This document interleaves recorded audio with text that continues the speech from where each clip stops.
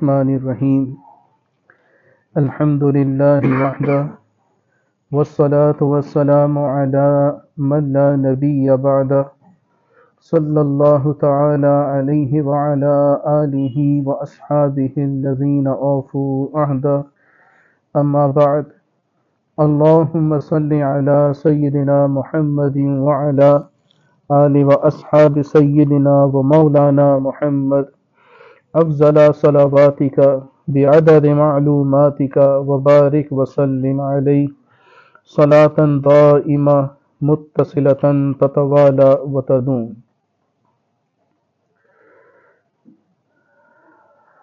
اللہ تعالیٰ نے انسان کو آزمائش والی زندگی کے ساتھ تخلیق فرمایا، ایسی زندگی دی کہ جس کے اندر قدم قدم پر آزمائشیں ہیں، اور یہ آزمائشیں دراصل انسان کو اندر سے ٹیسٹ کرنے کے لیے ہوتی ہیں کہ یہ کتنا اپنی انسانیت پر پورا اتر رہا ہے۔ اس کو اللہ تعالیٰ نے تمام مخلوقات سے اشرف بنایا، اشرف المخلوق، تو یہ کتنا اپنے اس اشرف المخلوق ہونے کو پورا کر رہا ہے، یہ کتنے لیول پر ہے۔ اور پھر جب مسلمان ہو وہ انسان تو پھر اس کی آزمائشیں اور بھی زیادہ ہیں، اور یہ آزمائشیں اس لیے ہیں تاکہ نہ صرف یہ کہ اس مسلمان کو اندر سے ٹیسٹ کیا جائے، بلکہ اس پر اس کا اجر بھی رکھا جائے۔ ایک عام انسان جب اس کا ٹیسٹ لیا جاتا ہے تو اس پر کوئی اجر نہیں ہے، بس اس کا ٹیسٹ ہوا، اس میں پاس تو پاس، فیل تو فیل۔ لیکن ایک مسلمان جب اس آزمائش کی بھٹی سے گزرتا ہے تو پھر اللہ تبارک و تعالیٰ اس کو اجر بھی دیتے ہیں، اور اس کی اسلام ایمان کی وجہ ہی سے اس کو اجر ملا کرتا ہے۔ قرآن مجید میں اللہ تعالیٰ ارشاد فرماتے ہیں احسب الناس ان یترکوا ان یقولوا آمنا وهم لا یفتنون، کیا لوگوں نے یہ حساب، یہ گمان کر لیا ہے کہ بس وہ کہہ دیں کہ ہم ایمان لے آئے، ہم نے کلمہ طیبہ لا الہ الا اللہ محمد الرسول اللہ پڑھ لیا، بس کافی ہو گیا، چھٹی؟ نہیں، بلکہ ہم ان کو ٹیسٹ کریں گے، وہم لا یفتنون، ہم ان کو فتنے میں مبتلا کریں گے۔ اور یہ فتنہ بمعنی آزمائش ہے، فتنہ بمعنی عذاب نہیں۔ فتنہ دو طرح کا ہوتا ہے، ایک فتنہ عذاب ہوتا ہے، اللہ کی طرف سے ابتلا ہے، عذاب ہے، اور یہ ابتلا یہ ایمان نہ ہونے کی وجہ سے اللہ نے کسی قوم پر لازم کر دی ہے کہ اس پر یہ ابتلا تا دم مرگ رہے گی، کہ جب تک وہ دنیا کی زندگی میں رہے گا وہ مغضوب ہوگا یا ضالین میں سے ہوگا۔ ہم سورہ فاتحہ میں پڑھتے ہیں کہ اللہ تعالیٰ اہدنا الصراط المستقیم، ہمیں سیدھی راہ پہ چلا، اور سیدھی راہ کن لوگوں کی چلا؟ صراط الذین انعمت علیہم، جن پر تو نے انعام کیا، ان لوگوں کے راستے پہ چلانا، غیر المغضوب علیہم ولا الضالین، یا اللہ ہمیں مغضوب اور ضالین کے راستے پہ مت چلانا۔ مغضوب اور ضالین کون ہیں؟ یہ وہ لوگ ہیں کہ جن پر اللہ نے غضب نازل کیا اور وہ گمراہ بھی ہوئے۔ مغضوب سے مراد یہ یہود، اور ضالین سے مراد یہ نصارہ ہے۔ ان دونوں پر اللہ نے اپنے نبیوں کو چھوڑ دینے، ان کی تعلیمات سے اپنا منہ موڑ لینے کی وجہ سے ان پر یہ ابتلا ڈالی، یہ آزمائش آئی، اور یہ ابتلا بطور فتنے کی آئی، فتنہ بطور عذاب کے، کہ رہتی دنیا تک ان کا نام اللہ نے مغضوب اور ضالین یہ مشہور کر دیا۔ اللہ تعالیٰ نے ان کے لیے تو کیا کہ جن کے پاس ایمان کی دولت نہیں تھی، لیکن مسلمانوں پر بھی یہ آزمائش آتی ہے، لیکن یہ فتنہ، یہ جو آزمائش ہوگی یہ بطور امتحان ہوگی، اس میں ٹیسٹ کیا جائے گا، جس طرح انسان لٹمس ٹیسٹ کرتا ہے کسی چیز کو پرکھنے کے لیے، کوئی کسوٹی ہوتی ہے، سونے کو پرکھنے کے لیے کسوٹی ہوتی ہے، اسی طرح انسان کو پرکھنے کے لیے بھی ایک کسوٹی ہے، اس سے انسان کو ٹیسٹ کیا جاتا ہے کہ یہ کتنے پانی میں ہے، کتنے لیول میں۔ تو اللہ تبارک و تعالی انسان کو اور خصوصاً ہم مسلمانوں کو آزمائش دیتے رہتے ہیں، ہماری آزمائشیں، امتحانات ہوتے رہتے ہیں، لیکن اس میں انسان کو اپنی ہمت کو جمع رکھنا ہوتا ہے۔ ہمت کو جمع رکھنے سے مراد یہ کہ انسان کا جو نفس ہے اور جو شیطان ہے وہ انسان سے کھیلتا ہے، وہ یہ کہے گا کہ دیکھو اللہ نے تمہیں اس آزمائش میں ڈالا نا، اس کا مطلب ہے اللہ تم سے ناراض ہے، اور جب اللہ ناراض ہو گیا تو پھر اب وہ تو دور ہو گیا، وہ تو تم سے دور ہو گیا، اب جب وہ دور تو تمہاری باتیں نہیں سن رہا۔ بھئی ایک ذات ہے جو قریب ہو تو پھر اس کو تو انسان سنا سکتا ہے، وہ سن بھی سکتا ہے، لیکن ایک بہت دور ہو، حد نگاہ، اس تک آواز کیسے پہنچے؟ تو اللہ تو یہ فرماتا ہے نحن اقرب الیہ من حبل الورید، میں رگے جاں سے قریب ہوں، لیکن شیطان یہ باور کراتا ہے انسان کو کہ اب وہ قریب نہیں رہا، اب وہ دور چلا گیا۔ جس اللہ کو تم پکارتے ہو اب وہ تمہاری پکار دور ہونے کی وجہ سے نہیں سن رہا، اب کیا کرو؟ جب وہ دور ہو گیا تو اس کو سنانا چھوڑ دو، جب وہی تم سے دور ہو گیا اب وہ سن نہیں رہا تو تم کیوں سنا رہے ہو؟ چھوڑ دو اس کو۔ آہستہ آہستہ وہ انسان کو یہ باور کرانے لگتا ہے کہ انسان اللہ سے دور ہو گیا، اللہ انسان سے دور ہو گیا، اب وہ نہیں سن رہا، سنانا چھوڑ دو، اس سے چھوڑ دو، اس کی عبادت چھوڑ دو۔ آہستہ آہستہ وہ اللہ سے مایوس کرنے لگتا ہے۔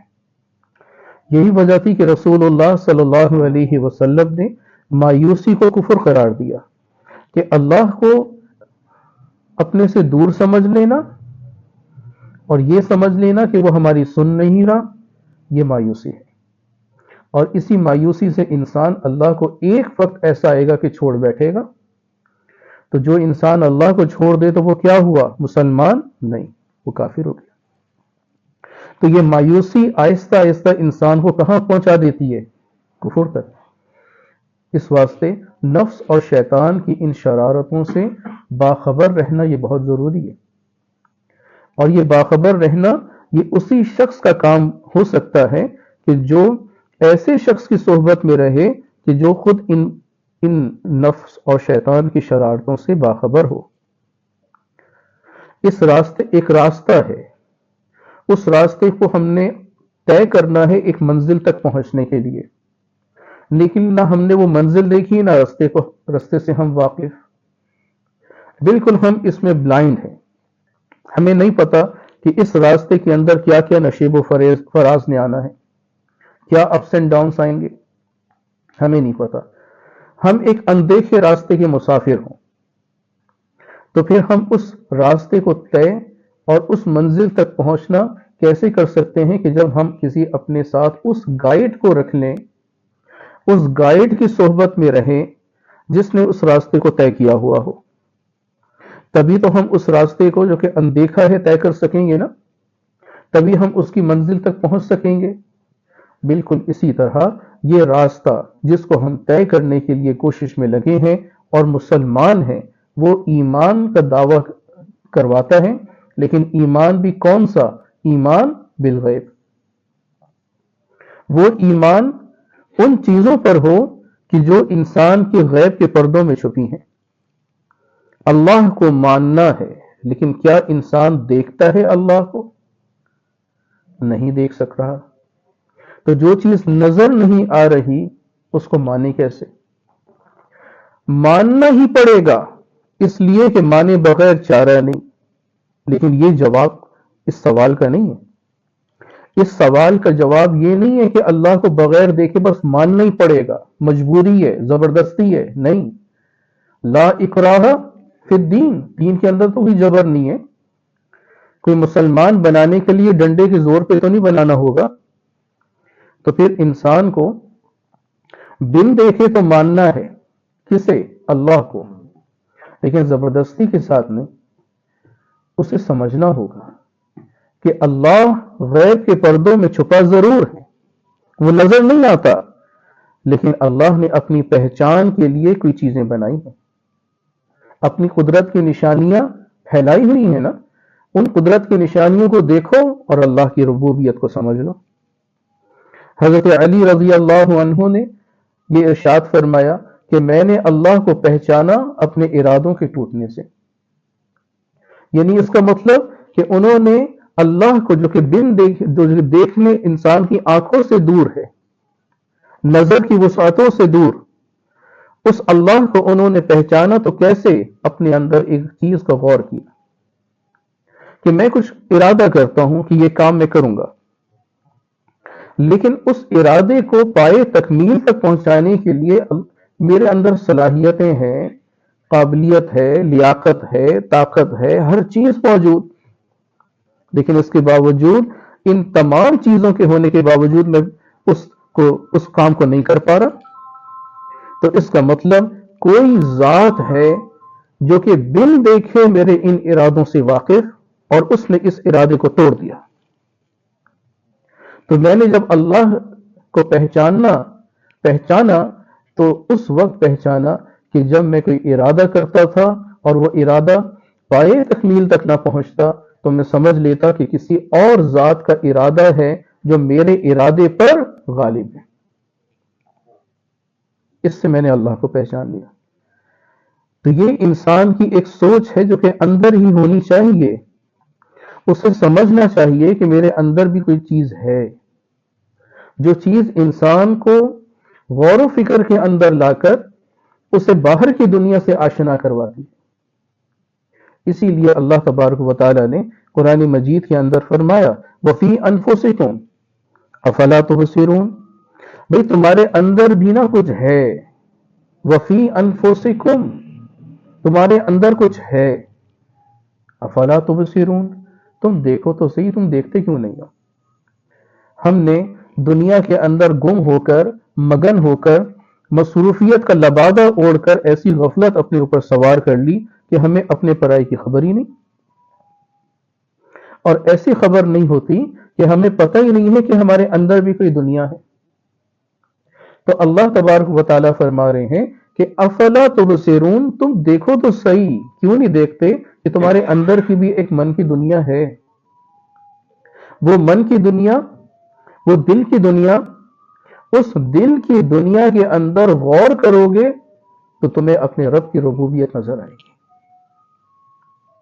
یہ جو ملحدین ہیں جو کہ اللہ کو نہیں مانتے، یہ کہاں آسمان سے آتے ہیں؟ نہیں، یہ ہم ہی لوگوں میں سے پیدا ہو جاتے ہیں۔ انڈیا میں ایک بہت بڑا ملحد جس نے بہت سے مسلمانوں کو ملحد بنا دیا، اس کا نام دیکھو تو جاوید اختر، نام کیسا ہے؟ مسلمان، لیکن باتیں کیا کرتا ہے؟ وہ باتیں کہ جس سے پتہ چلتا ہے کہ یہ اللہ کو نہیں مانتا، اللہ تو کیا کسی خدا کو نہیں مانتا۔ تو نام کیا ہے؟ مسلمان، لیکن کام کیا ہے؟ کفریہ۔ کیوں نہیں مانتا اللہ کو؟ لوگوں نے بڑا اس کے ساتھ مناظرے کرے، مباحثے ہوئے، باتیں ہوئیں، لیکن وہ ٹس سے مس ہی نہیں ہو رہا۔ اصل میں یہ لوگ غور و فکر نہیں کرتے۔ بہت ہی سادہ سی مثالوں سے بات سمجھ میں آ سکتی ہے کہ کوئی ذات ہے جس نے اس پورے نظام ہستی کو بنایا، چلایا ہے، اور ٹھیک ٹھیک اندازے کے ساتھ چلایا ہے۔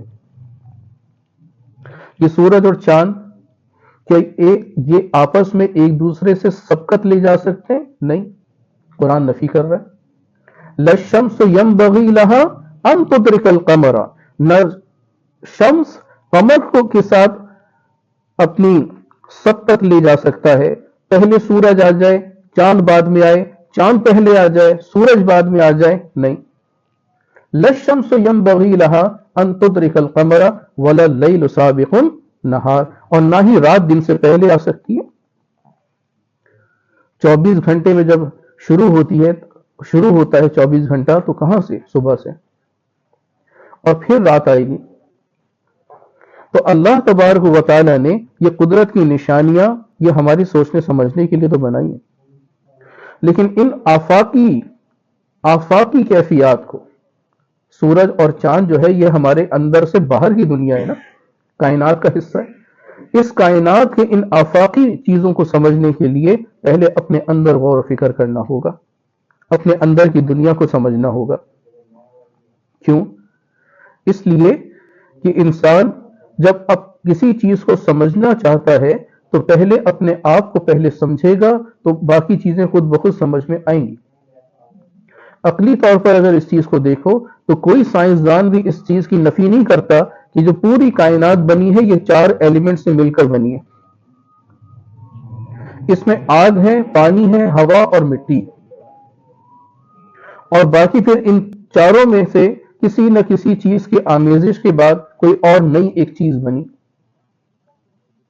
اگر پوری کائنات کی تہ تک انسان پہنچے کہ یہ سورج کس طرح بنا، یہ تو آگ کا گولا ہے، تو اس کے اندر اس کو سمجھ میں آئے گا کہ آگ جلی تو کیسے جلی، اس کے پیچھے کوئی راز ہے۔ اور سائنسدان جب اس راز کے پردوں کو اٹھاتے ہیں تو سمجھ میں آتا ہے کہ ہائیڈروجن کی کوئی چیز ہے جو کہ آپس میں اس کے بلاسٹ ہوتے ہیں اور وہاں سے آگ نکلتی ہے اور یہ ساری حرارت وہاں سے پیدا ہوئی۔ چاند کی ٹھنڈک کہاں سے پیدا ہوئی؟ تو اس کے اندر غور کرنے سے وہ سائنسدان کہتے ہیں بھئی یہ مٹی ہے۔ سورج کی کرنیں اس پر پڑی، سورج کے اندر حرارت تھی لیکن اس پر پڑ کر جب منعکس ہوئی دنیا کی طرف، زمین کی طرف، تو ٹھنڈی ہو گئی۔ سورج کی روشنی میں حرارت ہے لیکن چاند کی روشنی میں حرارت نہیں ہے، وہ ٹھنڈی روشنی ہے۔ ہم اپنے پرانے وقت میں اگر غور کریں تو ہمارے گھروں کے اندر پیلی لائٹیں لگی ہوتی تھی، پیلے بلب۔ اب وہ پیلے بلبوں کی جگہ یہ انرجی سیورز آ گئے، وائٹ روشنی والے۔ کبھی ان پر غور کریں کہ پیلی جو لائٹیں ہوتی تھی وہ کیوں نہیں اب رہی؟ اس لیے کہ لوگوں نے ایک چیز سمجھی، ایک تو یہ کہ ان کا بل بھی بہت آتا تھا، دوسرا ان کی روشنی میں پلاہٹ ہونے کی وجہ سے ایک حرارت طبعی طور پر موجود تھی، پڑھنے میں اریٹیشن ہوتی تھی، دقت ہوتی، اسی واسطے لوگوں نے اس کو پھر تبدیل کیا۔ اس روشنی کو جو کہ وائٹ لائٹ ہے اس کو کیوں ترجیح دی گئی؟ اس کے اندر حرارت نہیں بلکہ ایک سکون کی سی کیفیت، ٹھنڈک کا سا احساس ہوتا ہے۔ تو چاند کی روشنی میں حرارت نہیں، کیوں؟ سورج کی روشنی جب اس پر پڑی اور اس سے منعکس ہوئی ہماری طرف تو ٹھنڈی ہو گئی۔ تو سائنسدان اگر ان چیزوں کی طرف جو کہ آفاقی چیزیں ہیں ان کو سمجھیں تو رب کے راز کی طرف پہنچ سکتے ہیں۔ تو دنیا میں کوئی شخص بھی اتنا عقل سے پیدل نہیں ہو سکتا، اتنا ہی عقل کا اندھا نہیں ہو سکتا کہ وہ اللہ کو نہ پہچان سکے۔ لیکن ملحدین کی ایک بہت بڑی جماعت ہے جو اللہ کو نہیں مانتے۔ کیوں نہیں مانتے؟ نام تو مسلمانوں والا ہے، کام کافروں والا کیوں ہے؟ اس واسطے کہ انہوں نے عقل سے وہ چیز نہیں سمجھی کہ جو اللہ سمجھانا چاہ رہے ہیں۔ حضرت ابراہیم علیہ السلام نمرود کے دربار میں آئے، نمرود کہتا ہے میں جناب خدا ہوں، میں زندہ بھی کرتا ہوں موت بھی دیتا ہوں۔ حضرت ابراہیم علیہ السلام نے فرمایا نہیں، میرا اللہ ہے جو زندہ کرتا ہے اور موت دیتا ہے۔ اس نے کہا کیسے؟ میں بھی خدا ہوں، کیسے کروں گا؟ بھئی ایک مجرم جو کہ پکا مجرم تھا اور سزا اس پر آ چکی تھی، اس کو جیل خانے سے نکالا اور کہا کہ میں اس کو آزاد کرتا ہوں، لو بھئی ایک موت کو میں نے زندہ کر دیا۔ اور ایک سیدھا سادہ ایک کسی کوئی بے عیب انسان وہ کہیں سے جا رہا تھا، اس کو پکڑوا کر کہا کہ اس کو مار دو، لو بھئی میں نے زندے کو موت دے دی۔ اس کا مطلب میں بھی زندہ کر سکتا ہوں، موت بھی دے سکتا ہوں۔ حضرت ابراہیم علیہ السلام سمجھ گئے کہ یہ عقل سے پیدل ہے، اسے زندگی اور موت کا پتہ ہی نہیں ہے کہ خالق کون ہوتا ہے کہ جو عدم سے وجود میں لائے۔ ایک انسان پہلے سے موجود ہے، اسے مار دیا تو کون سی موت دی تم نے؟ موت کے خالق کیسے ہو گئے تم؟ موت تو اس کے اندر پہلے سے موجود تھی، وہ عدم نہیں تھی، اس کے سانس رکے موت فوراً تاری۔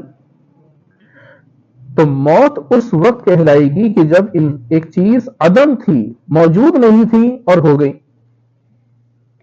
اللہ وہ خالق ہے، وہ رب ہے کہ جو تخلیق کرتا ہے اس شے کو جو چیز پہلے سے موجود نہیں ہوتی. انسان بنا لیکن انسان کا پہلے سے موجود تھا نہیں، ہمارا تو نام و نشان نہیں موجود تھا. ہاں قرآن کہتا ہے تمہاری روحیں موجود تھیں جو کہ عالم برزخ میں تھیں، وہاں سے تم پھر انسان کے جسم نما پنجرے میں ڈالے گئے اور زمین پر آ گئے.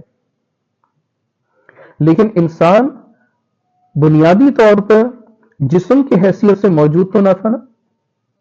تو اللہ نے انسان کو تخلیق کیا تو اللہ خالق ٹھہرا. خالق اس کو کہتے ہیں کہ جو وہ چیز عدم سے وجود میں لائے، اور اللہ عدم سے انسان کو وجود میں لاتا ہے. تو ہماری تو کوئی حیثیت نہیں تھی. هل اتى على الانسان حين من الدهر، انسان اس وقت کو غور سے دیکھے کہ وہ کوئی جب وہ دہر دنیا کے اندر لم یکن شیئا مذکورا، کوئی ایسی چیز بھی نہیں تھا کہ جس کا تذکرہ کیا جائے جو کہ انسان ظاہری آنکھ سے اس کو دیکھ سکے. وہ تو اتنی بھی حیثیت اس کی نہیں تھی. تو حضرت ابراہیم علیہ السلام سمجھ گئے کہ یہ عقل سے پیدل ہے، یہ اتنی سی چھوٹی سی بات نہیں سمجھ سک رہا کہ زندگی کیا ہے اور موت کیا، اس کی تخلیق کیا. حضرت ابراہیم علیہ السلام نے فرمایا میرا رب وہ ہے جو سورج کو مشرق سے نکالتا ہے، مشرق سے، اور مغرب میں غروب کرتا ہے. پھر کیا ہوا؟ فبہت الذی کفر، اس نے کفر کیا، حیران رہ گیا، مبہوت ہو گیا اور اس نے کفر کی رائے لی. تو آفاقی چیزیں، یہ جو باہر کی دنیا ہے، یہ انسان کو کچھ نہ کچھ کلیو دیتی ہے، کوئی راز بتا دیتی ہے کہ یہ اس کے پیچھے بھی کوئی ذات ہے کہ جو کر رہی ہے کام. لیکن کچھ لوگ ایسے ہوتے ہیں کہ جو عقل سے ایسے پیدل ہوتے ہیں کہ وہ ان چیزوں کو ہی نہیں سمجھ سکتے.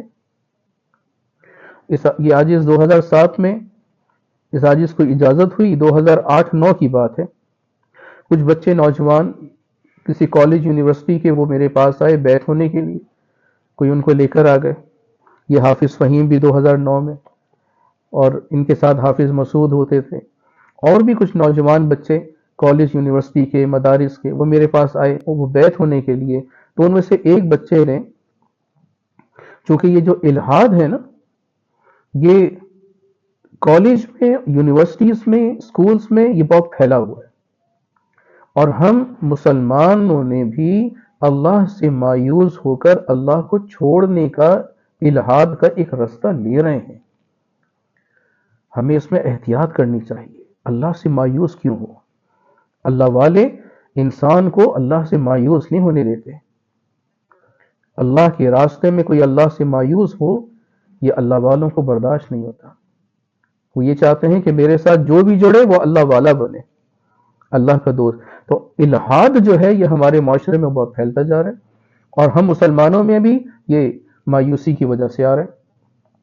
تو ان بچوں میں سے ایک بچے نے مجھ سے اسی بارے میں سوال کیا، تو اس کی عقل کے مطابق ہی اس کو جواب دینا چاہیے تھا. اس عاجز نے اس کو کہا کہ دیکھو بھائی، یہ جو آٹا ہے گندم سے پس کر آتا ہے، پھر یہ گندتا ہے، گوندا جاتا ہے، اس کے پھر پیڑے بنتے ہیں، اس کی پھر روٹیاں بنائی جاتی ہیں، سیکا جاتا ہے، اور پھر وہ نوالا بن کر ہمارے منہ میں آتا ہے. سادہ سی بات ہے.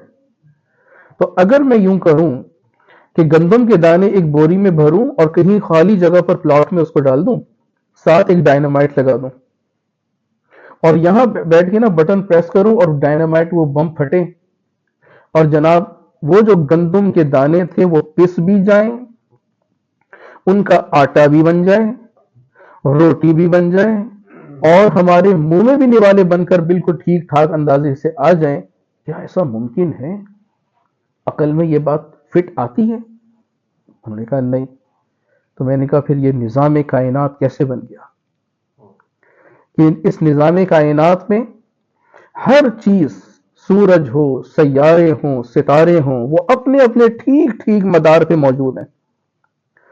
وَكُلٌّ فِي فَلَكٍ يُسْبِحُونَ، ہر چیز اپنے اپنے اندازے کے مطابق گردش کر رہی ہے، کوئی ایک دوسرے سے جا کے ٹکراتا نہیں. بھئی کون سنبھال رہا ہے ان کو؟ کوئی تو ہے جو نظام ہستی چلا رہا ہے. لیکن یہ چیز انسان کو غور و فکر سے آتی ہے. صالحین کی صحبت میں، اللہ والوں کی صحبت میں انسان کو اپنے اندر غور و فکر کروائی جاتی ہے، اسباق کے ساتھ، مراقبات کے ساتھ۔ یہ جو معمولات ہوتے ہیں، جن معمولات کو ہم معمولی سمجھ کر اپنے معمولات میں سے نکالتے ہیں کہ کیا ضرورت ہے یار ذکر کی، کیا فائدہ یار ان اسباق کا، مراقبات کا، نہیں نہیں نہیں، یہی تو وہ چیزیں ہیں کہ جو انسان کو اپنے اندر ایک سوچ پیدا کرواتی ہیں، اور وہ سوچ اسے اللہ سے جوڑ دیتی ہے۔ اللہ کی ذات، اس کی صفات، اس کے شیون و اعتبارات، یہ اس کو سمجھاتی ہے۔ بسا اوقات یہ چیز علمی طور پر بتانی پڑتی ہے کہ بھئی اللہ کی ذات، اس کی پھر صفات، اس کے پھر افعال، اس کے شیون و اعتبارات علمی طور پر بتانے پڑتے ہیں، عام طور پر یہی ہے۔ لیکن بعض ایسے ہوتے ہیں کہ جو صرف ذکر کرتے ہیں، صرف مراقبہ کرتے ہیں، اللہ ان کو سارا علم لدنی طور پر عطا کر دیتے ہیں۔ اور اللہ کے کچھ بندے ہیں ایسے جن کو اللہ اپنی طرف سے علم لدنی عطا کرتا ہے۔ حضرت خضر علیہ السلام قرآن میں آتا ہے، وہ کیا فرماتے ہیں؟ وَآتَيْنَا مِن لَدُنْكَ عِلْمًا، اللہ مجھے کچھ علم لدنی دے دی اس نے، اور اس علم لدنی کی برکت ہے کہ میں وہ کام کرتا ہوں جو تکوینی امور میں اللہ کے حکم کے ماتحت اذن میں ہوتے ہیں۔ اللہ کے اذن میں تھا کہ اس بچے کو میں نے قتل کرنا ہے، بظاہر شریعت نے حکم دیا کہ ایک انجان کو، ایک غیر مضر انسان کو، ایک جس کا کوئی ضرر نہیں ہے، کوئی نقصان نہیں پہنچا رہا، اسے بلا وجہ کیوں مارتے ہو؟ شریعت ٹکرا رہی ہے۔ حضرت موسیٰ علیہ السلام بھی بے چین ہوئے کہ تو نے بچے کو کیوں مارا؟ تو حضرت خضر علیہ السلام نے کیا فرمایا؟ ھذا فراق بینی و بینک، اب میرے تیرے درمیان جدائی، سأنبئک بتأویل ما لم تستطع علیہ صبرا، جس چیز پر تمہیں صبر نہیں نہ ہوا اب میں اس کی تعویل تمہیں بتاتا ہوں۔ یہ علم لدنی تھا جو اللہ تبارک و تعالیٰ کی طرف سے ان کے دل کے اندر ودیعت کیا گیا۔ تو یہ علم اللہ ان کو بھی دے دیتا ہے جن کو چاہے، جو اپنے اندر غور کرتے ہیں نا، اللہ ان کو بعضوں کو ایسا علم دے دیتا ہے۔ لیکن یہ اللہ کی تقسیم ہے، یہ نہیں کہ ہر ایک کو ملے۔ ہاں محنت کرو مل بھی جائے گا۔ نقشبندیہ سلسلہ وہ ایک منفرد سلسلہ ہے جس سلسلے کے اندر بہت سی باتیں علمی طور پر نہیں بتائی جاتی، لیکن میرے حضرت فرماتے ہیں کہ ذکر سب کو سکھا دیتا ہے۔ بعض سالکین ہوتے ہیں جو صرف ذکر کرتے ہیں، ذکر اور جم کے کرتے ہیں، ڈٹ کے کرتے ہیں، اپنی جگہ پر ٹک کے کرتے ہیں، اور اتنی محنت اس ذکر پہ کرتے ہیں، مراقبات پر، کہ اللہ تعالیٰ وہ علوم ان پر کھول دیتے ہیں جو کتاب کے اندر ہوں، اور وہ علوم بھی کھول دیتے ہیں کہ جو کتاب کے اندر کتابی علوم نہ ہوں۔ یہ جو ہم پڑھ رہے ہوتے ہیں، یہ کون سا علم ہے؟ کتابی۔ تو اللہ ان علوم کو بھی منکشف فرما دیتا ہے جو کتاب کے اندر نہیں ہوتے، وہ ایک سینہ بسینہ چلے آ رہے ہوتے ہیں، وہ علم ہوتا ہے جو اللہ کی طرف سے ہوتا ہے۔ حضرت محمد مصطفیٰ صلی اللہ علیہ وسلم نے حضرت سیدنا صدیق اکبر رضی اللہ عنہ کو یہ ارشاد فرمایا کہ جو کچھ اللہ نے میرے سینے میں ڈالا تھا وہ سارا کا سارا ابو بکر کے سینے میں اڈیل دیا۔ کیا ان کو ایک ایک کتاب پڑھائی تھی آپ نے؟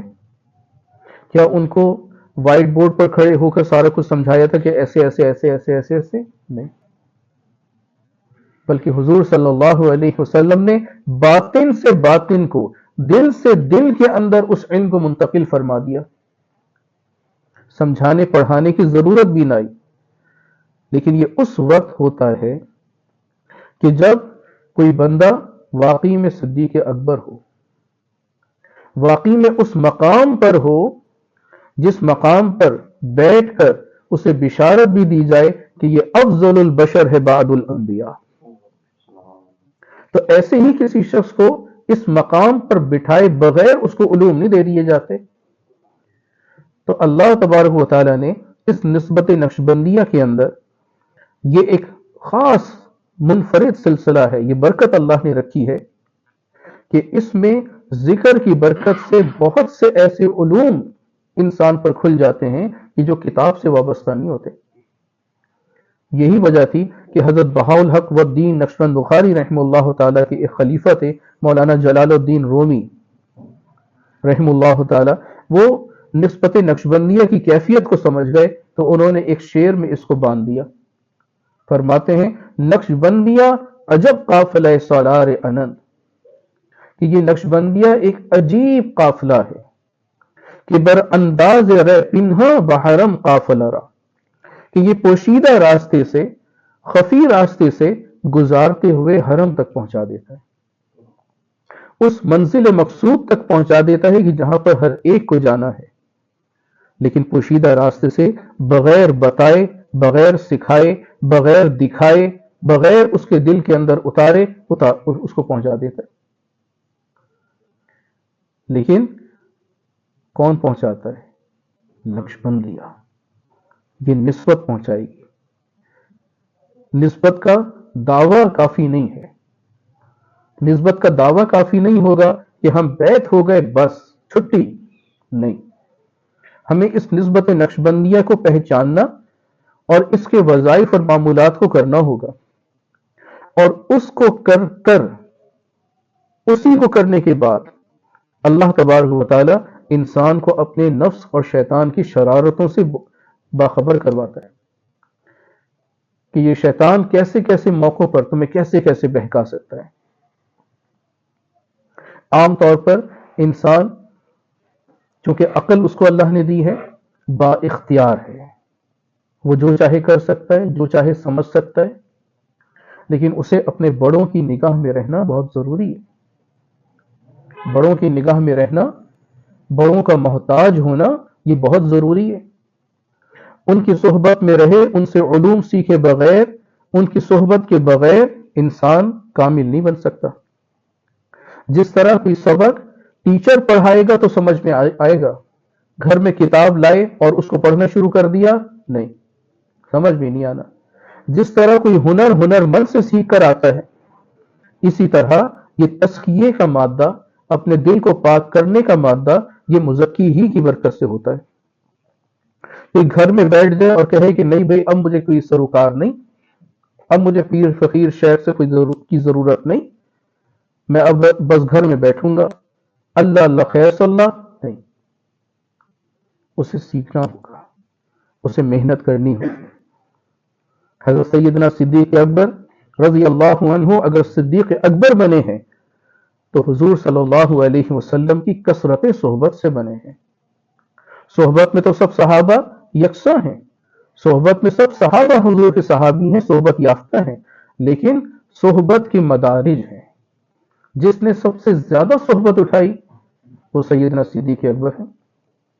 جب دیکھو حضور کے ساتھ حضرت ابو بکر موجود ہوں گے، جب دیکھو حضرت ابو بکر بیٹھے، جب دیکھو ان کے ساتھ حضرت عمر بیٹھے، یہاں تک کہ جب حضرت عمر رضی اللہ عنہ کا وصال ہوا، شہادت ہوئی اور آپ کو وہاں روضہ رسول میں دفنایا گیا، تو حضرت عباس رضی اللہ عنہ فرماتے ہیں کہ میں نے دیکھا کہ میرے کندھے پر کسی نے ہاتھ رکھا، میں نے مڑ کے دیکھا تو حضرت علی رضی اللہ عنہ تھے، اور وہ روتے ہوئے فرما رہے تھے عمر میں جانتا تھا کہ تو ہی ادھر آ سکتا ہے، یہ جگہ تو ہم نے اپنے لیے رکھی تھی، اپنے خاندان والوں نے اپنے لیے رکھی تھی، لیکن ہم یہ جانتے ہیں کہ تو ہی آ سکتا تھا، تیرے بغیر کوئی نہیں آ سکتا۔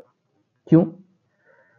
انہوں نے خود ہی فرمایا کہ جب ہم یہ دیکھتے تھے کہ حضور تذکرہ فرماتے تھے کہ میں جنت میں داخل ہوا تو میں اور میرے ساتھ ابو بکر عمر تھے، میں کہیں گیا میں نے دیکھا کہ ابو بکر اور عمر تھے، تو جب تذکرہ ہوا حضور علیہ السلام نے ابو بکر کے ساتھ عمر کا نام لیا تو سمجھ گیا کہ تو ہی ادھر آ سکتا تھا اور کوئی نہیں آ سکتا۔ تو یہ جو مقام ملا یہ صحبت سے ملا، کثرت صحبت کی برکت سے۔ تو اب یہ صحبت آج بھی ہے، جو اپنے شیخ کی جس قدر صحبت اٹھائے گا، رابطہ رکھے گا، اپنے معمولات پورے کرے گا، اسی قدر اس کا درجہ اور مقام۔ اور اسی قدر وہ اپنے نفس کی شرارتوں سے بخوبی آگاہ ہوگا۔ تو اسی کے حوالے سے حقیقت نفس ایک ٹاپک یہاں پہ موجود ہے عمدۃ السلوک میں۔ اس چیز کو سمجھیں کہ حقیقت نفس کیا ہے، یہ نفس کی شرارتیں ہیں کیسی۔ فرماتے ہیں کہ انسان کے اندر ایک طاقت ہے جس سے وہ کسی چیز کی خواہش کرتا ہے، خواہ وہ خواہش بھلائی کی ہو یا برائی کی، اس کو نفس کہتے ہیں۔ بس اگر نفس اکثر برائی کی طرف خواہش کرے اور اس پر شرمندہ بھی نہ ہو تو اس وقت یہ نفس نفس امارہ کہلاتا ہے، یعنی برائی کی طرف زیادہ امر یعنی حکم کرنے والا۔ اللہ تعالیٰ قرآن مجید میں ارشاد فرماتے ہیں ان النفس لامارۃ بالسوء الا ما رحم ربی، بے شک نفس زیادہ برائی کی طرف حکم کرنے والا ہے مگر جبکہ میرا رب رحم فرما دے۔ اسی مرتبے کو ہوا کہتے ہیں، ہوائے نفسی۔ اور واتبع ہواہ، اس نے اپنی خواہش کی پیروی کی۔ میں یہی خواہش کا یہی مرتبہ ہوا مراد ہے۔ اور کبھی کبھی بھلائی کی بھی خواہش کا پیدا ہونا نفس کو امارگی سے نہیں نکالتا۔ کبھی کبھار نفس امارہ تو ہوتا ہے، برائی کی طرف اکثر انسان کی توجہ دلا رہے، نگاہیں بد، نظریں بد نگاہی اس کی ہو رہی ہے اور موسیقی سن رہا ہے اور غلط سلط بول رہا ہے، لیکن کبھی کبھی نماز پڑھ لیتا ہے، کبھی کبھی اس کے اندر نیکی کا جذبہ پیدا ہو جاتا ہے۔ تو ایسا نہیں کہ اس کا نفس امارہ مر چکا، اب اس کو نفس مطمئنہ مل گیا، نہیں۔ جب تک برائی کا حکم دینے والا اس کے اندر موجود ہے تب تک کہیں گے کہ نفس امارہ موجود ہے، اس کی خواہشات نہیں مری ہیں۔ کیونکہ زیادہ حکم کرنے سے یہ لازم نہیں آتا کہ وہ ہمیشہ ہی برائی کا حکم کرے، اور اگر نفس اپنے کیے پر شرمندہ بھی ہونے لگے، نیکی کرتا ہے لیکن گناہ ہو جاتے ہیں، اور گناہ کرنے پر وہ اکڑ نہیں رکھتا، فوراً رونے لگتا ہے، فوراً رجوع کرتا ہے، فوراً کہتا ہے اے اللہ مجھے معاف کر دے، اللہ مجھ سے غلطی ہو گئی، تو مالک الملک ہے مجھے معاف کر دے، فوراً اللہ کے سامنے ندامت اختیار کرتا ہے، رجوع الی اللہ ہوتا ہے۔ تو پھر ایسا نفس امارہ کو کراس کر گیا، اگلے مقام پر پہنچ گیا، نفس لوامہ۔ لوامہ سے مراد ملامت کرنے والا نفس، بہت ملامت کرنے والا۔ قرآن مجید میں اللہ فرماتے ہیں وَلَا أُقْسِمُ بِالنَّفْسِ اللَّوَّامَةِ، اور قسم کھاتا ہوں میں بہت ملامت کرنے والے نفس کی۔ تو اللہ جس چیز کی قسم کھائے اس چیز کے اندر خیر ہوتی ہے۔ یاد رکھیں قرآن مجید میں جتنی بھی قسم آئی ہیں اللہ کی، وہ اچھی چیزوں کی طرف اللہ نے قسم کھائی ہے۔ وَالشَّمْسِ وَضُحَاهَا، تو اللہ نے سورج کی قسم کھائی۔ سورج تو حرارت رکھتا ہے، یہ تو جلا دیتا ہے، لیکن اس کے اندر زندگی ہے۔ سائنس پڑھنے والے بچے جانتے ہیں کہ بھی اگر سورج نہ ہو تو جو پودے ہیں وہ تو فوٹو سنتھسس ہی نہیں کریں گے، اور یہ جو فوٹو سنتھسس ہے یہ تو زندگی کی علامت ہے۔ تو سورج جلاتا ضرور ہے لیکن اس کے اندر زندگی کی ایک برکت موجود ہے۔ تو اللہ جس چیز کے اندر خیر ہے اس کی قسم اٹھاتا ہے۔ تو جب لوامہ نفس کے اندر خیر موجود ہے تو اس کی بھی قسم اٹھائی، اور وہ خیر کیا تھی کہ یہ نفس انسان کو ملامت کر رہا ہوتا ہے کہ تو نے گناہ کیا تو کیوں کیا، اپنے کریم رب کو بھول گیا، اپنے رب کریم کو بھولا اور غفلت میں جا پڑا۔ تجھے تو ایسا نہیں کرنا چاہیے تھا، تو تو اللہ والا بن رہا ہے، اللہ والوں کے راستے پر ہے، تو بیت ہے، تو نے بد نگاہی کیوں کی، تو نے غلط کیوں بولا، ایسا نہیں کرنا چاہیے تھا۔ تو انسان کو جب یہ چیز ندامت ہونے لگے کسی بھی درجے کے اندر تو پھر سمجھ لیں کہ اللہ نے نفس لوامہ دے دیا ہے، اور اس پر شکر بنتا ہے، اس پر شکر کرنا چاہیے اللہ کا کہ اللہ نے مجھے نفس امارہ کی قید سے آزاد کر دیا۔ ہر وقت میں گناہ گناہ گناہ گناہ گناہ ہی نہ کرتا رہا، نیکی کر کے گناہ کرنے کے بعد مجھے ندامت ہوئی ہے، افسوس ہوا ہے، اور یہ ندامت یہ اللہ کو پسند ہے۔ 3 قطرے اللہ کو بے حد پسند ہیں، ایک شہید کے خون کا قطرہ، دوسرا وہ پسینے کا قطرہ جو کہ ایک مزدور، ایک حلال روزی کمانے والا محنت مشقت اٹھا کے پسینہ بہا کے قطرہ نکالتا ہے، پسینے کا قطرہ اللہ کو پسند، ایک مجاہد کے خون کا قطرہ اللہ کو پسند، اور دوسرا وہ آنکھ کا آنسو کا قطرہ جو کہ ندامت کی آنکھ سے نکلا ہو، اللہ کے آگے رونے والی آنکھ ہو، اللہ مجھ سے غلطی ہو گئی، معاف کر دے۔ اور اگر رونا نہ آتا ہو تو حدیث میں آتا ہے رونے والی صورت بناؤ، اللہ کو وہ شکل بھی پسند آ جاتی ہے جو رونے والی شکل بناتی ہے، لیکن انسانوں کے سامنے نہیں۔ ہم انسانوں کے سامنے رونے والی شکل بنانے لگیں، یار حالات بڑے ٹائٹ ہیں، کچھ ہو تو دے دو، مدد کر دو، نہیں نہیں، انسانوں کے سامنے نہیں، رب کے سامنے، اس کے سامنے جھکیں، اس کے سامنے روئیں، راتوں کو اٹھیں تہجد میں روئیں، اللہ سے مانگیں۔ جو راتوں کو رونے والے ہوتے ہیں وہ دن کے اجالوں میں سر فخر رکھتے ہیں، راتوں کو روئیں اٹھ اٹھ کر، اللہ کے حضور سجدہ ریز ہو جائیں، سجدے میں جا کے روئیں۔ اللہ تعالی ہمیں رونے والی آنکھ نصیب فرمائے۔ اور قسم کھاتا ہوں میں بہت ملامت کرنے والی نفس کی، اسی مرتبے کا پتہ دیتی ہے۔ بس جب نفس خوب سنور جاتا ہے اور اکثر بھلائی کی خواہش کرتا ہے تو نفس مطمئنہ کہلانے لگتا ہے، یعنی نیکی کی طرف اطمینان پکڑنے والا۔ لیکن یہ نفس خود بخود آٹومیٹیکلی لوامہ سے مطمئنہ نہیں بنے گا، محنت سے بنے گا، اس میں محنت کرنی پڑے گی، بڑی مشکل سے بن پاتا ہے دل، یہ دل بڑی مشکل سے بنتا ہے۔ انسان کا دنیا میں آنا آسان ہے، لیکن انسان کا انسان بن جانا یہ مشکل ہے۔ نفس جو اللہ نے انسان کو دیا، اس کا امارگی چھوڑ کر لوامہ اور پھر لوامہ میں سے ترقی کر کے مطمئنہ بن جانا یہ بہت مشکل کام ہے۔ اس کے لیے مسلسل انسان کو اس نگاہ کی سائے میں رہنا ہوگا جو نگاہ اسے مطمئنہ بنانا چاہتی ہے۔ اور وہ کون سی آنکھ ہے؟ وہ کس کی نگاہ ہے؟ وہ شیخ کی نگاہ ہوتی ہے کہ شیخ کی صحبت میں باقاعدہ حاضری دینا، رابطہ رکھنا، اس کے معمولات بتائی کرتے رہنا، یہ بہت ضروری ہے، اس کے بغیر چارہ نہیں ہے۔ حضرت شاہ ولی اللہ محدث دہلوی رحمہ اللہ تعالیٰ فرماتے تھے بھئی زمین کو پاک کرنا ہو نا تو دو طریقے ہیں۔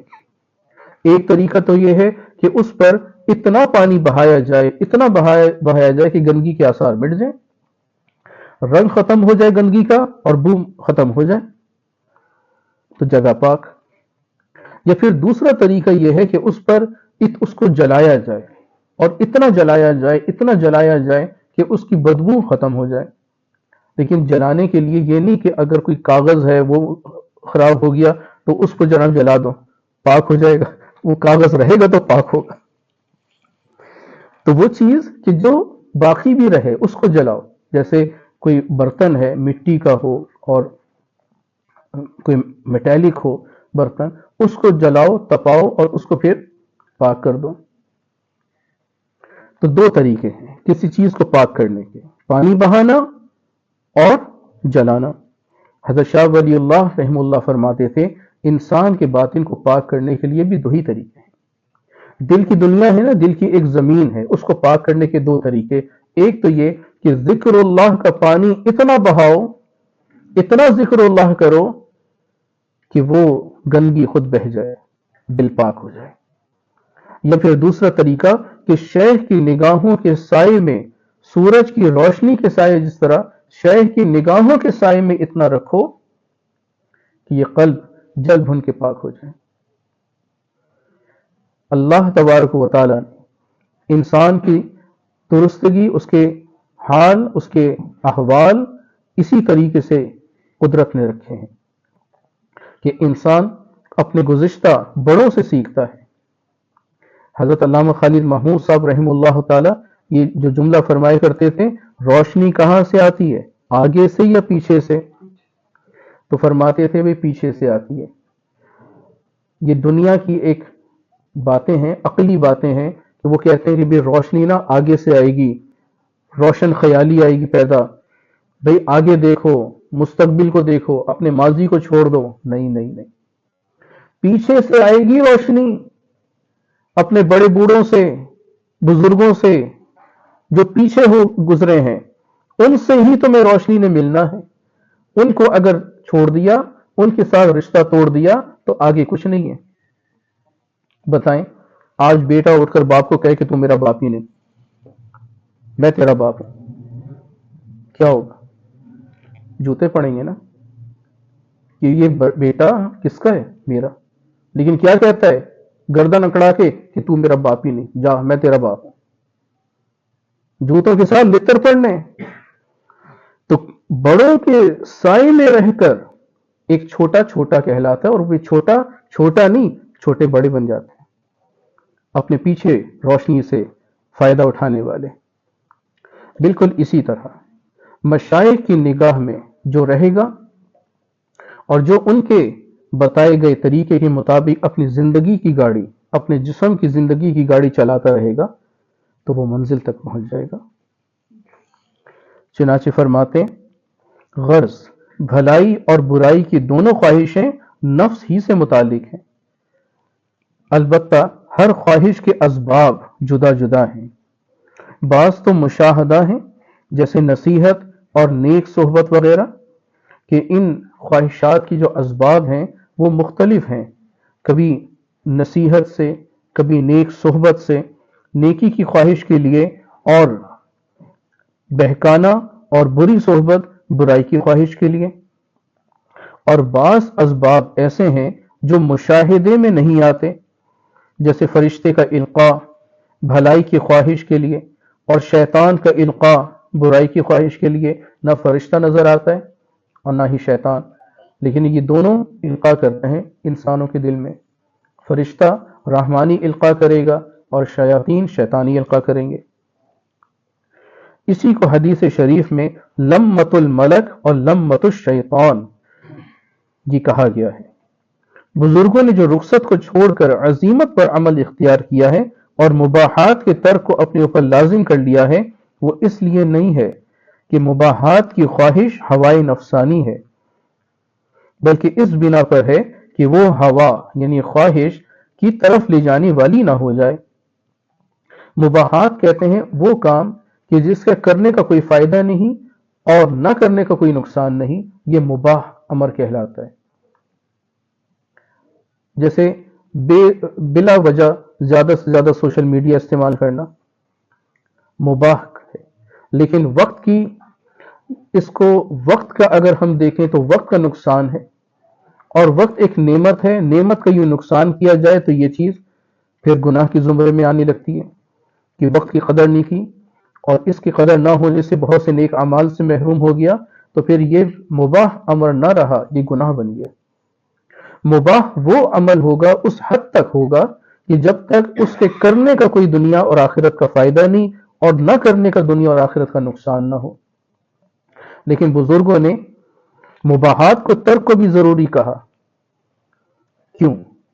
ایک تو یہ کہ یہ مباحات آگے چل کر کہیں اس کو فرائض واجبات کے اندر ہی سست نہ کر دیں، اور دوسرا اس کے پیچھے ایک حدیث بھی ہے کہ حضور نبی کریم صلی اللہ علیہ وسلم نے ارشاد فرمایا، جس کا مفہوم کچھ اس طرح سے تھا کہ انسان کے لیے یہی چیز نقصان دہ ہے کہ وہ ہر فضول کام میں مشغول ہو جائے، ہر لا یعنی چیز کے اندر مشغول ہو.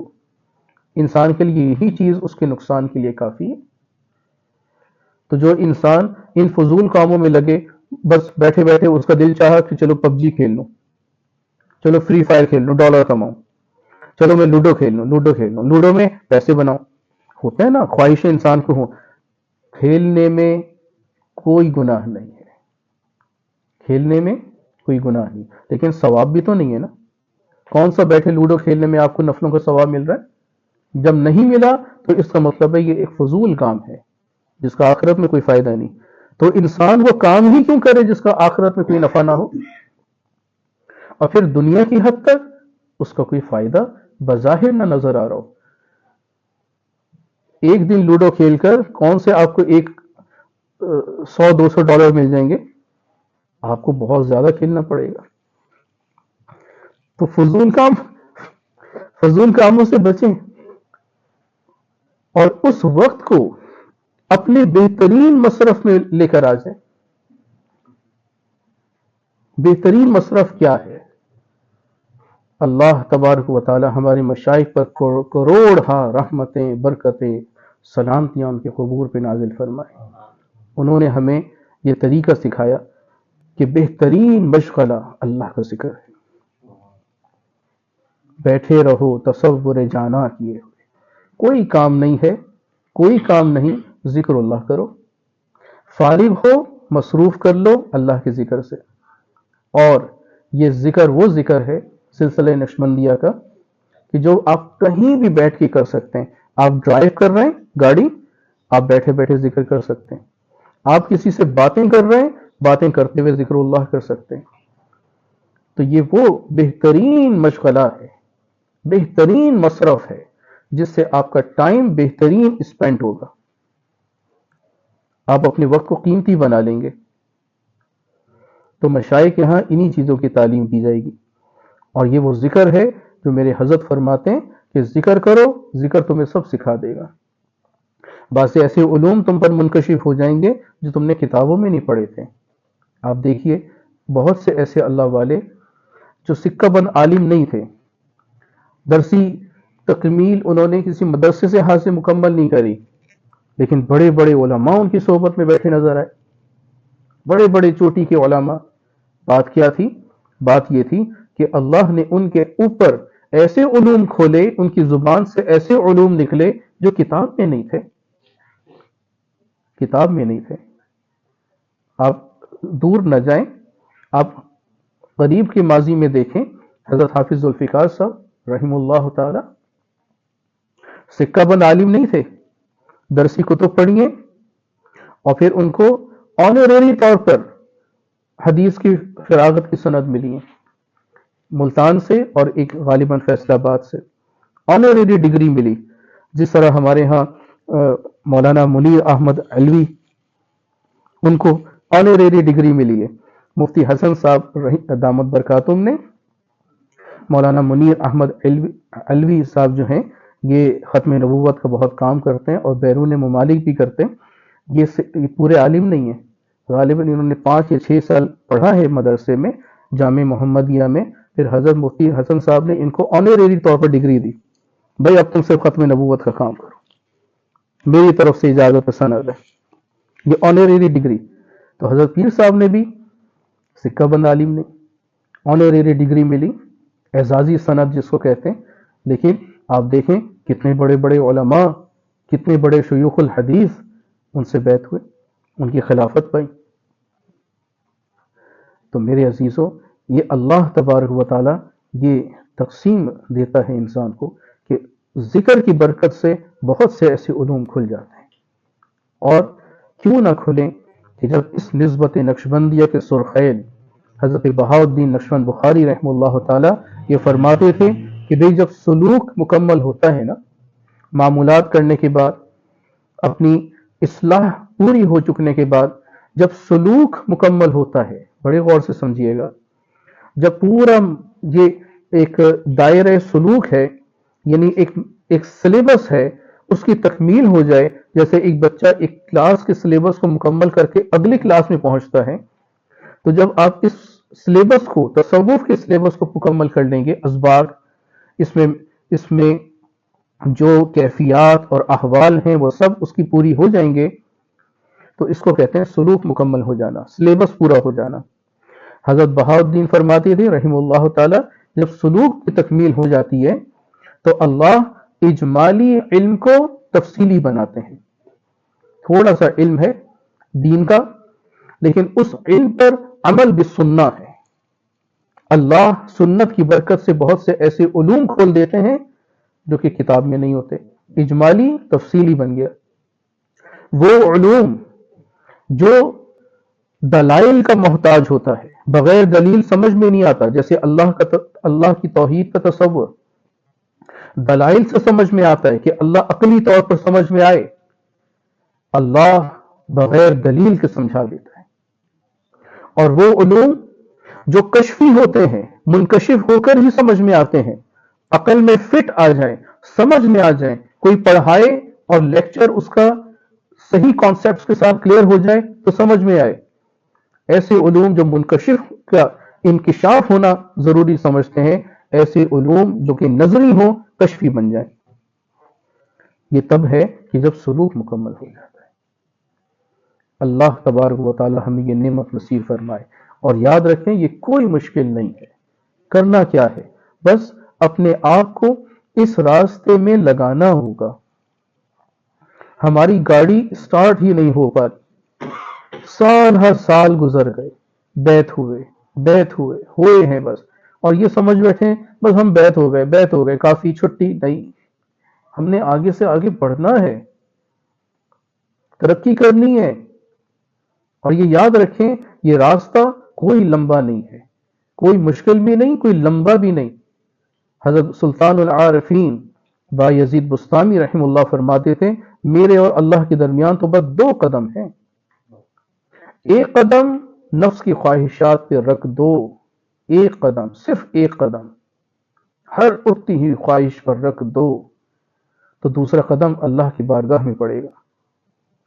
لیکن نفس کی خواہشات پر قدم رکھنا یہی تو دشوار ہے، یہی تو پاپڑ بیلنے والی بات ہے، یہ جوتیاں گھسا دیتا ہے، یہ چیز جوتیاں گھس جاتی ہیں انسان کی، خوب محنت مشقت کرتا ہے، لیکن یاد رکھو وہ کیفیات اور احوال اور مقامات جو بزرگوں کو جوتیاں گھس کے ملا کرتے تھے، بڑے بڑے مشقتیں اور مجاہدے جھیل کر، اس دور کے اندر وہ بہت ہی سستا سودا کر دیا اللہ نے، بہت ہی ارزاں، بہت ہی سستا کر دیا ہے، کیونکہ اس نعمت کی ناقدری بڑھ گئی ہے نا۔ جب ناقدری بڑھ گئی اللہ نے قیمت سستی کر دی، قدر کر لو، جو قدر کر لے گا پا لے گا۔ حضرت یوسف علیہ السلام کی بولی لگ رہی ہے مصر کے بازاروں میں کہ غلام نکلا ہے، اس کو کوئی خریدنا چاہے تو آ جائے، لوگ جو ادھر جو وہاں پہنچ رہے ہیں، کس کی خریداری ہو رہی ہے؟ حضرت یوسف علیہ السلام، بڑا حسین اور جمیل آدمی نکلا ہے۔ تو کسی نے دیکھا کہ ایک اماں جی بوڑھیا، وہ جناب روئی کے دھاگوں کی اٹیا سی بنا کر، اٹیا سمجھتے ہیں، ایک تو ہوتی ہے نا نلکی جس کے اندر وہ دھاگے ہوتے ہیں سارے لگے ہوئے، ایک ہوتی ہے اٹی، یعنی بکھرے ہوئے دھاگے، ٹوٹے ہوئے ٹکڑے دھاگے کے، اس کو کوئی آپس میں یوں لپیٹ لے، جس طرح خواتین جو ہیں وہ اپنے سر کے بالوں کی ایک چھوٹی سی وہ بنا لیتی ہیں جو ٹوٹے بال ہوتے ہیں، دھاگوں کی اٹیا سی ایک اماں جی لے کر جا رہی ہیں۔ اماں جی تم کہاں جا رہی ہو؟ یوسف کو خریدنے جا رہی ہو۔ ارے تمہاری اٹیا سے کوئی خرید پاؤ گی تم اس معمولی سی چیز سے؟ کوئی یوسف جیسے حسین کو خرید سکو گی؟ تو اماں جی کا جواب تھا، اور یہ واقعہ بالکل درست ہے، وہ اماں جی کہنے لگی خرید تو نہیں سکوں گی مجھے پتہ ہے، لیکن جب قیامت کے دن اعلان ہوگا نا کہ میرے یوسف کے قدردان کون تھے، تو اس کے ناموں میں میرا نام بھی شمار ہو جائے گا کہ میں بھی تو آئی تھی نا خریدنے کے واسطے، میرا نام آ جائے گا۔ تو میرے عزیزوں یہ ارزاں سودا ہو چکا ہے، آج بہت ہی سستا سودا ہے، تو اس سستے سودے کو آج ہم خرید لیں، آج ہم اس کی قدر کر لیں، تو یاد رکھیں یہ راستہ کوئی لمبا نہیں ہے، بہت ہی آسان ہے، بہت ہی مختصر سا ہے، بس یہ ہے کہ بتائے ہوئے راستے پر چلنا ہے۔ اللہ ہم سب کو اس کی توفیق نصیب فرمائے۔ وآخر دعوانا ان الحمد للہ رب العالمین۔ ہم بیت توبہ ہے وہ تازہ کر رہے ہیں، اس عاجز کے ساتھ ساتھ ان کلمات کو مرد و خواتین سب دہرا لیجئے، اپنے آپ کو توبہ کی نیت میں لے لیجئے۔ میرے ساتھ ساتھ پڑھیں اعوذ باللہ من الشیطان الرجیم، بسم اللہ الرحمن الرحیم، آمنت باللہ وملائکتہ وکتبہ ورسلہ والیوم الآخر والقدر خیرہ وشرہ من اللہ تعالی والبعث والبعث بعد الموت بعد الموت آمنت بالله آمنت بالله كما هو كما هو بأسمائه بأسمائه وصفاته وصفاته وقبلت وقبلت جميع جميع أحكامه أحكامه وأشهد أن لا إله وأشهد أن لا إله إلا الله إلا الله وحده وحده لا شريك له لا شريك له وأشهد أن وأشهد أن سيدنا سيدنا ومولانا ومولانا محمدا محمدا عبده عبده ورسوله ورسوله صلى الله صلى الله تعالى تعالى عليه عليه وعلى آله وعلى آله وأصحابه وأصحابه أجمعين أجمعين أستغفر الله ربي أستغفر الله ربي من كل ذنب من كل ذنب وأتوب إليه وأتوب إليه یا اللہ یا اللہ میں نے ہر گناہ سے میں نے ہر گناہ سے ہر خطا سے ہر خطا سے سچی توبہ کی سچی توبہ کی یا اللہ یا اللہ میری اس توبہ کو میری اس توبہ کو اپنی بارگاہ میں اپنی بارگاہ میں قبول فرما قبول فرما یا اللہ یا اللہ مجھے اس توبہ پر مجھے اس توبہ پر قائم فرما قائم فرما یا اللہ یا اللہ میرا خاتمہ میرا خاتمہ ایمان پر فرما ایمان پر فرما آمین اللہ تعالیٰ آپ کو مبارک فرمائے ان کلمات سے اس عاجز نے آپ کو سلسلہ عالیہ نقش بندیہ مجددیہ علیہ میں داخل سلسلہ کیا اللہ سے دعا ہے کہ میرے حضرات کا فیضان ہم سب کی طرف منتقل اور منسوخ فرمائے اور ہم سب کو اپنی محبت و معرفت نصیب فرمائے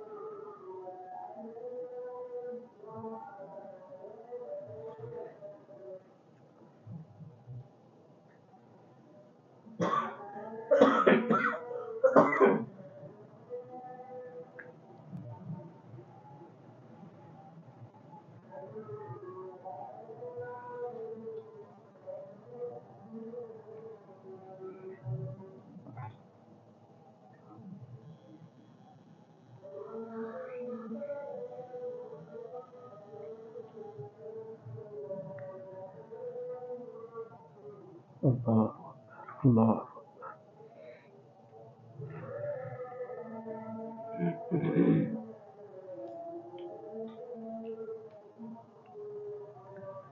لا الہ الا اللہ بسم اللہ اللہم رب هذه الدعوة التامة والصلاة القائمة آت محمدا الوسيلة والفضيلة والدرجة الرفيعة وبعث مقاما محمودا الذي وعدته وارزقنا شفاعته يوم القيامة إنك لا تخلف الميعاد اللهم صل على سيدنا ومولانا محمد وعلى آل وأصحاب سيدنا ومولانا محمد من خطبت به الرسالة وأيدته بالنصر والكوثر والشفاعة ہم بیت توبہ ہو چکی اللہ سے دعا ہے کہ اللہ ہماری اس توبہ کو قبول فرما لے اسے ٹوٹنے سے محفوظ رکھے اور اگر کہیں ٹوٹنے کا ڈر ہو تو اللہ اس خطرے سے محفوظ رکھے ٹوٹنے سے محفوظ فرمائے بس ہم نے اپنی معمولات کی پابندی رکھنی ہے معمولات کیا ہیں کہ 5 وقت کی نماز اول وقت میں ادا کرنے کا اہتمام رکھنا قرآن مجید کی تلاوت کا اہتمام رکھنا اپنے مشائخ سے منسوب شجرہ طیبہ کا باقاعدہ پڑھتے رہنا روزانہ 1 دفعہ اور 3 تسبیحات استغفار، درود شریف اور کلمہ تمجید 100 مرتبہ صبح و شام پڑھنا، اور اللہ کا ذکر آدھے گھنٹے کے لیے دل سے اللہ اللہ اللہ کہنا، اور دل ہی دل میں اس کہے ہوئے کو سنتے رہنا۔ کہنا یہ ذکر کہلاتا ہے اور سننا مراقبہ کہلاتا ہے۔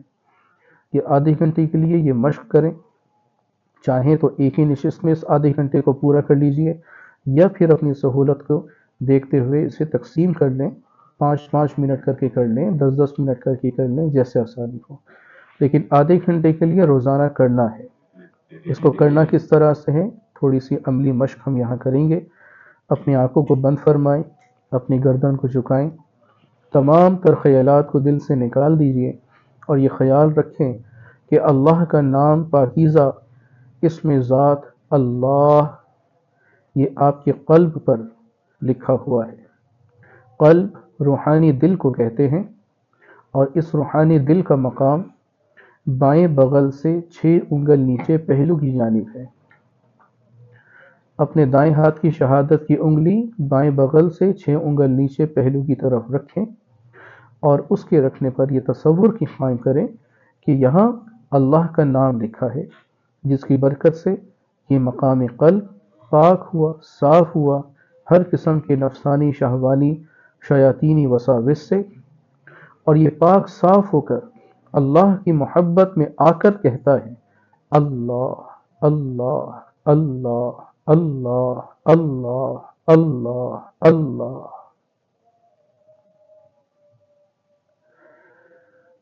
شہادت کی انگلی ہٹا لیجئے۔ اب جہاں انگلی رکھی تھی محض خیال رکھنا ہوگا کہ یہاں اللہ اللہ اللہ ہو رہا ہے، ذکر ہو رہا ہے، اور آپ اس کو سن رہے ہیں، یعنی مراقبہ بھی ساتھ ساتھ کر رہے ہیں۔ اللہ اللہ اللہ اللہ اللہ اللہ اللہ۔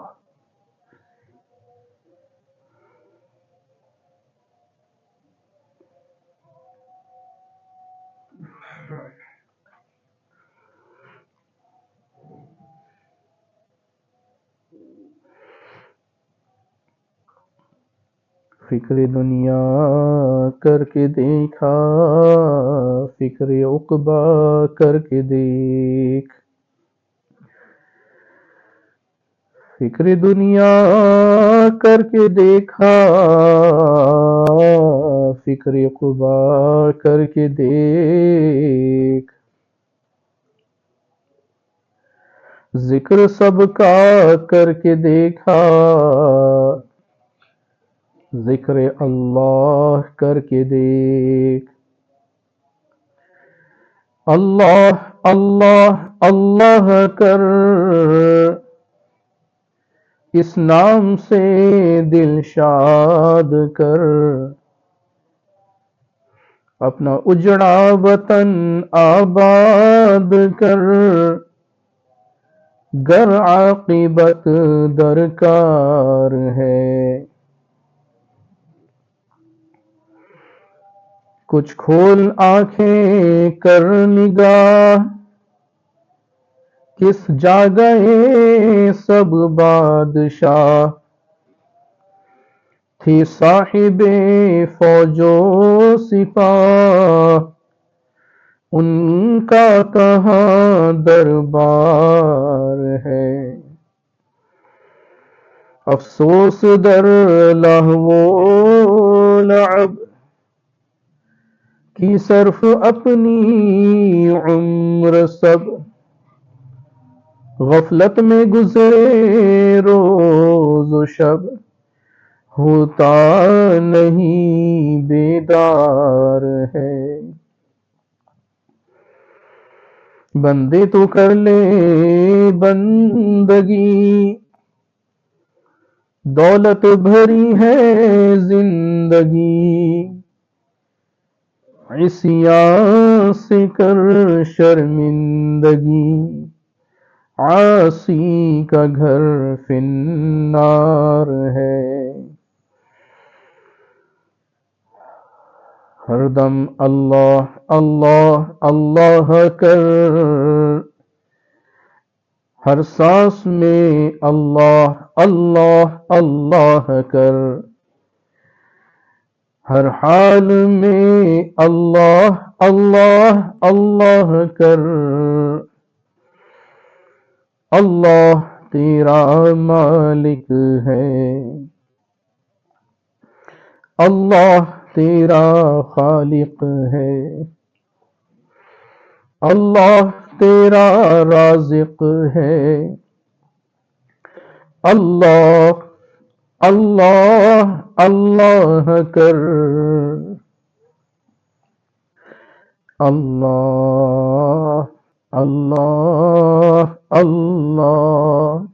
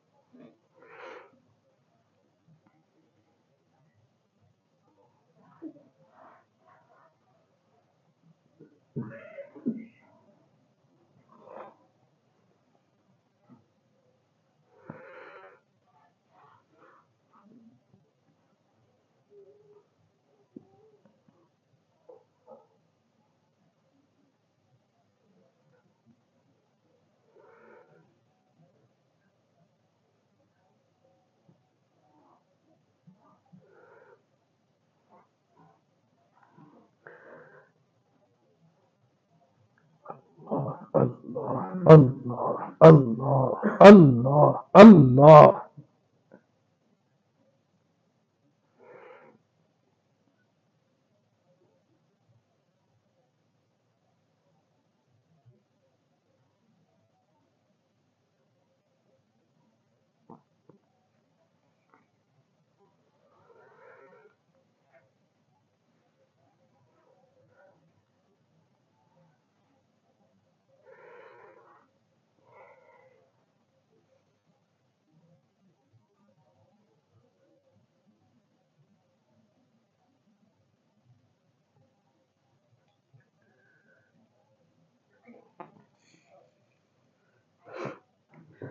لا الہ الا اللہ محمد الرسول اللہ صلی اللہ علیہ وعلا آلہ واصحابہ وبارک وسلم تسلیما کثیرا کثیرا۔ یا اللہ، ہمیں جیسے ہم ہیں ہمارے اعمال بس ویسے ہی ہیں، اللہ تو قبول فرما لے۔ اللہ تو ان کو جو کہ ٹوٹے پھوٹے ہیں، کھوٹے سکے ہیں، اللہ رد نہ فرمانا۔ اگر تو نے رد کر دیے، تو نے قبول نہ کیا تو کس کے آگے پیش کریں؟ اللہ تو قبول فرما لے، اللہ تو راضی ہو جا، اللہ تو مالک ہے، تو مالک ہے۔ اللہ، ہم سے غلطی ہو گئی، ہمیں معاف فرما دے، ہم غافل ہو گئے، ہمیں معاف کر دے، ہم سے لغزشات ہوئیں، نادانیاں ہوئیں، سستیاں ہوئیں، ہمیں معاف کر دے۔ اللہ، تجھے معافی کو اپنے بندے سے سننا یہ پسند ہوتا ہے۔ اللہ، بس ہم تیرے بندے ہیں، تجھ سے معافی کے خواستگار ہیں، اللہ تو معاف کر دے۔ اللہ تو معافی کو پسند کرتا ہے، اللہ تو معاف کر دے، اپنی اس پسند کو ہم پر آشکار فرما دے۔ اللہ تو راضی ہو جا، اللہ تو راضی ہونا چاہتا ہے اور اپنے بندوں سے راضی ہو کر خوش ہوتا ہے۔ اللہ، بس تو خوش ہو جا اور ہم سے راضی ہو جا۔ اللہ، ہمیں وہ اعمال، وہ خیر والے اعمال کرنے کی توفیق دے جس سے تو راضی ہو، اور ان شرور اور فتن والے اعمال سے بچا جس سے تو ناراض ہو۔ اللہ، ہمیں اپنے سے قربت نصیب فرما، اپنے سے دور نہ فرمانا۔ یا اللہ، اگر ہم تجھ سے دور چلے گئے تو ہمارا تو کچھ نہ بچا۔ اللہ، کس سے مانگیں، کہاں جائیں، کس سے کہیں، اور دنیا میں حاجت روا کون ہے؟ سب کا داتا ہے تو، سب کو دیتا ہے تو، تیرے بندوں کا تیرے سوا کون ہے؟ اگر تو ہی ہم سے ناراض ہو گیا تو کون ہمارا رب ہے، کون ہمارا مالک؟ تیرے سوا کوئی نہیں ہے۔ کس کے آگے معافی مانگے، کس کے دروازے کو پکڑے، کس کی چوکٹ کے آگے سجدہ ریز ہوں؟ تیرے سوا کون ہے جس کے آگے ہم کر سکیں؟ اللہ بس تو خوش ہو جا، تو راضی ہو جا۔ اللہ ہمیں بے حساب بخش دے، قیامت کے روز جب ہم تیرے روبرو کھڑے ہوں تو سرخرو فرما دے۔ یا اللہ آج تو ہم سے اتنا ناراض ہو گیا کہ اپنے دوستوں کو اپنے پاس بلانے لگا۔ اللہ جو بقیہ دوست ہیں تیرے ان کی تو قدردانی نصیب فرما دے۔ یا اللہ ہمیں اپنے مشائخ کی قدر نصیب فرما، ان سے فیض یاب فرما، ان کی نسبت سے حصہ کامل عطا فرما۔ یا اللہ یہ تیرے دوست ہیں، ان دوستی کی حرمت کا واسطہ اللہ تو ان دوستوں کو ہم پر مہربان فرما، ان کی نسبت عالیہ سے فیض یاب فرما، ان کی دعاؤں میں ہمیں شامل فرما دے، ہمیں ان کو اپنی دعاؤں میں شامل رکھنے کی توفیق بھی نصیب فرما دے۔ اللہ تو ہم سے راضی ہو جا، بالکل ایسے ہی جس طرح تو اپنے نبی صلی اللہ علیہ وسلم کے صحابہ سے راضی ہوا، جس طرح تو نے ان کو رضی اللہ عنہم ورضوا عنہ کا تاج عطا کیا۔ اللہ قیامت کے روز ہمیں بھی اس تاج سے فیض یاب فرما دے۔ یا اللہ ہم نے توبہ کری، اس توبہ کی تکمیل فرما۔ ہمیں معلوم ہے کہ ہم یہاں سے اٹھیں گے تو نفس و شیطان کے اندھے حملوں کا شکار ہوں گے۔ اللہ تجھے یہ نظر آتے ہیں، تجھے ان کے وار بھی نظر آتے ہیں۔ اللہ تو ہماری حفاظت فرما لینا، ان کے وسوسوں کو انہی کی طرف لوٹا دینا اور ہمیں پناہ نصیب فرمانا۔ رب اعوذ بک من حمزات الشیاطین، رب اعوذ بک من حمزات الشیاطین واعوذ بک رب ان یحضرون۔ اللہ ان کے وسوسوں کو انہی کی طرف لوٹا دے، ہمارے سلوک کی تکمیل فرما، ہمیں نفس امارہ کے شر سے آزاد کر، ہمیں نفس مطمئنہ کی دولت نصیب فرما۔ یا اللہ جو ہم میں سے کمزور ہیں انہیں قوی ایمان والا بنا، اور جو قوی ہیں انہیں اقوا والا ایمان نصیب فرما۔ ہمیں رجب اور شعبان کی برکتیں نصیب فرما۔ یا اللہ ہمیں رمضان کی برکتوں کی طرف اور اس کے سعادت کے لمحات کی طرف ہمیں پہنچا دے۔ اللہم بارک لنا فی رجب و شعبان وبلغنا رمضان۔ اللہ تو ان گھر والوں کو، صاحب خانہ کو اور آنے والے تمام معزز مہمانان کو سب کو خیر و برکت نصیب فرما۔ ان کے گھروں کو ہر خیر سے بھر دے اور ہر شر سے، ہر فتنے سے محفوظ فرما۔ جو آپس میں روٹھے ہیں انہیں منا دے، جو آپس میں الجھ گئے انہیں سلجھا دے، جو کسی کام میں اٹکے ہیں انہیں نکال دے۔ اللہ جو بیمار ہیں انہیں شفا یاب فرما دے۔ یا اللہ سب کو خیر و برکت نصیب فرما دے، ان کی دعائیں ان کے حق میں قبول فرما، اور اگر کوئی قبول نہ ہو تو اس کا نعم البدل عطا فرما دے، محروم نہ فرما۔ یا اکرم الاکرمین و یا ارحم الراحمین ارحمنا فی الدین والدنیا والآخرہ، اللہم آمین۔ یا اللہ ہمارے تمام اہل ایمان پر رحمت کی نگاہ فرما، بالخصوص اہل فلسطین، اہل غزہ، اہل سوڈان، ان پر بھی رحمت فرما۔ جہاں دیکھو مسلمان کٹ رہا ہے، جہاں دیکھو مسلمان پسپا ہے، اللہ سال بدل گیا، حال بھی تو بدل دے۔ یا اللہ امت مسلمہ کا حال بدل دے۔ ہم نے اس کا زوال دیکھ لیا، جتنا دیکھنا تھا بس ہوئی، اب اس کا عروج بھی تو دکھا دے، اب اس کا عروج بھی دکھا دے، عظمت رفتہ نصیب فرما دے۔ ربنا اتمم لنا نورنا واغفر لنا انك على كل شيء قدير۔ اللهم هذا اقبال ليلك وادبار نهارك واصوات دعاتك فاغفر لنا يا غفور۔ وصلى الله وسلم على رسوله النبي الكريم وعلى آله واصحابه اجمعين آمین برحمتک یا ارحم الراحمین۔ اللہ کو ہر دم یاد کر، اس نام سے دل شاد کر۔